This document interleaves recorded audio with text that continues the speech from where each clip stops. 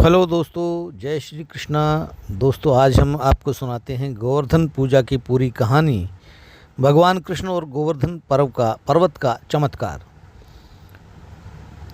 दीपावली की खुशियां ख़त्म भी नहीं होती कि अगले ही दिन एक और पवित्र पर्व हमें फिर भक्ति से भर देता है। वो है गोवर्धन पूजा, जिसे अन्नकूट उत्सव भी कहा जाता है। ये वही दिन है जब भगवान श्री कृष्ण ने अपनी छोटी सी उंगली पर पूरा गोवर्धन पर्वत उठा लिया था। लेकिन क्या आपको पता है, इस कहानी के पीछे केवल चमत्कार नहीं बल्कि एक गहरा संदेश, एक जीवन दर्शन छिपा है। आओ आज समझते हैं गोवर्धन पर्वत, उसकी कथा, पूजा का महत्व और उसका असली अर्थ। कहानी शुरू होती है ब्रजभूमि से, जहाँ हर वर्ष गोप और गोपिकाएं बड़ी श्रद्धा से इंद्रदेव की पूजा करते थे। उन्हें विश्वास था कि वर्षा इंद्र की कृपा से ही होती है और उसी से खेतों में फसलें लहलहाती हैं। परंतु एक दिन बालक कृष्ण ने सबसे प्रश्न किया, क्या वर्षा केवल इंद्र करते हैं? क्या हमारे खेतों की हरियाली, हमारी गायें, हमारे पेड़ पौधे इंद्र से ही पलते हैं? नहीं, ये सब गोवर्धन पर्वत की वजह से है। वह पर्वत ही है जो वर्षा का जल रोकता है, मिट्टी को उपजाऊ बनाता है, पेड़ों को जीवन देता है और गायों को चरागाह देता है। इसलिए असली पूजा तो गोवर्धन की होनी चाहिए। गोकुल के लोगों ने कृष्ण की बात मानी। उन्होंने इस पर इंद्र की जगह गोवर्धन पर्वत की पूजा की। फूल, फल, अन्न, मिठाई सब पर्वत के चरणों में चढ़ाए गए। ये देखकर इंद्र क्रोधित हो गए। उन्होंने सोचा, इन लोगों ने मेरा अपमान किया है, और उन्होंने गोकुल पर भयंकर वर्षा कर दी। आकाश में बिजली कड़कने लगी, बादल गरजने लगे, पूरा गोकुल जलमग्न होने लगा। लोग डर गए, गायें भागने लगी, घर डूबने लगे। तब कृष्ण मुस्कुराए और बोले, डरने की ज़रूरत नहीं है, चलो सब मेरे साथ आओ। उन्होंने अपनी छोटी अंगुली पर पूरा गोवर्धन पर्वत उठा लिया। गोकुल के सभी लोग, गायें, बच्चे सब उसके नीचे आकर शरण में बैठ गए। 7 दिन और 7 रात तक वर्षा होती रही, पर गोवर्धन पर्वत की छाया में किसी को कोई हानि नहीं हुई। इंद्र ये देखकर हैरान रह गए। उन्होंने समझा कि ये कोई साधारण बालक नहीं, स्वयं भगवान विष्णु के अवतार हैं। उन्होंने तुरंत आकर श्री कृष्ण से क्षमा मांगी। तब से ये दिन गोवर्धन पूजा के रूप में मनाया जाता है। गोवर्धन पूजा को कई जगह अन्नकूट पर्व कहा जाता है। अन्न यानी भोजन और कूट यानी पहाड़, अर्थात भोजन का पहाड़। इस दिन घरों और मंदिरों में बड़ी श्रद्धा से गाय के गोबर से गोवर्धन पर्वत का प्रतिरूप बनाया जाता है। उसके चारों ओर छोटे छोटे गोबर के टीले बनाकर गायें, बछड़े, ग्वाल और पेड़ पौधों के रूप बनाए जाते हैं।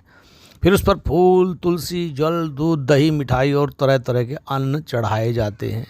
कहा जाता है कि इस दिन अन्नकूट भोग में सैकड़ों व्यंजन बनाए जाते हैं। पूरी, कचौड़ी, खीर, हलवा, सब्जियां, मिठाइयाँ और सब भगवान को अर्पित किया जाता है। फिर यही प्रसाद सब में बांट दिया जाता है। इस दिन गायों की पूजा भी की जाती है, क्योंकि गोकुल की समृद्धि गायों पर ही निर्भर थी। गायों को नहलाया जाता है, फूलों से सजाया जाता है और उनकी आरती उतारी जाती है। गाँव में आज भी गोवर्धन पर्वत की परिक्रमा की जाती है। कई लोग मथुरा और वृंदावन में जाकर असली गोवर्धन पर्वत की भी परिक्रमा करते हैं, जो लगभग 21 किलोमीटर लंबी मानी जाती है। गोवर्धन पूजा का असली अर्थ केवल पूजा या पर्वत नहीं है, बल्कि ये प्रकृति और पर्यावरण के प्रति सम्मान का संदेश भी देता है। कृष्ण जी ने हमें बताया कि इंद्र का प्रतीक है अहंकार और गोवर्धन का प्रतीक है प्रकृति। धरती, जल, वृक्ष, गायें, अनाज, यही असली देवता हैं। आज विज्ञान भी यही कहता है, अगर धरती और प्रकृति सुरक्षित नहीं तो कोई भी तकनीक, कोई भी शक्ति हमें नहीं बचा सकती। कृष्ण का यह उपदेश आज भी उतना ही प्रासंगिक है। प्रकृति की पूजा करो, उसका शोषण नहीं। गोवर्धन पूजा हमें सिखाती है कि हर दाना, हर पेड़, हर बूंद जल एक वरदान है और इसका आभार ही सच्ची भक्ति है। आज के समय में जब भी हम तेज़ी से आधुनिक हो रहे हैं, हमारे घरों में गैस स्टोव हैं, दूध पैकेट में आता है, पर हम भूल जाते हैं कि इन सब की जड़ें कहाँ हैं। धरती, गायें, खेत, वर्षा, जल, ये सभी तो है जो ये दे रहा है।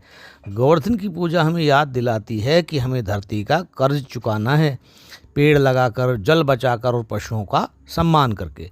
जो लोग इस दिन सच्चे मन से गोवर्धन पर्वत की पूजा करते हैं, कहा जाता है कि उनके घर में अन्न, धन और सुख शांति बनी रहती है, क्योंकि ये पूजा भगवान श्री कृष्ण की नहीं, उनके दर्शन की है, उनके विचार की है, प्रकृति में भगवान को देखने की पूजा है। तो अगली बार जब आप गोवर्धन पर्वत की पूजा करें तो बस गोबर का पर्वत न बनाइए, बल्कि उस पर्वत में जीवन का प्रतीक देखिए। धरती माता को प्रणाम कीजिए, हर जीव को भगवान का रूप मानिए। कृष्ण ने केवल गोवर्धन पर्वत नहीं उठाया था, उन्होंने हमारे अहंकार का भार हटाया था और हमें सिखाया था कि सच्ची शक्ति नम्रता में और सच्चा धर्म प्रकृति की रक्षा में है। जय श्री कृष्ण, जय श्री कृष्ण। अब मुझे एक भजन याद आ गया और एक मंत्र भी याद आ गया। कृष्णाय वासुदेवाय हरिये परमात्मने प्रणत क्लेश नाशाय गोविंदाय नमो नमः। कृष्णाय वासुदेवाय हरिये परमात्मने प्रणत क्लेश नाशाय गोविंदाय नमो नमः। ओम क्लीं कृष्णाय गोपीजन वल्लभाय स्वाहा। ओम क्लीं कृष्णाय गोपीजन वल्लभाय स्वाहा। यशोमती मैया से बोले नंदलाला, राधा क्यों गोरी मैं क्यों काला। यशोमती मैया से बोले नंदलाला, राधा क्यों गोरी, राधा क्यों गोरी मैं क्यों काला। बोली मुस्काती मैया सुन मेरे प्यारे, बोली मुस्काती मैया सुन मेरे प्यारे। गोरी गोरी राधिका के नैन कजरा रे,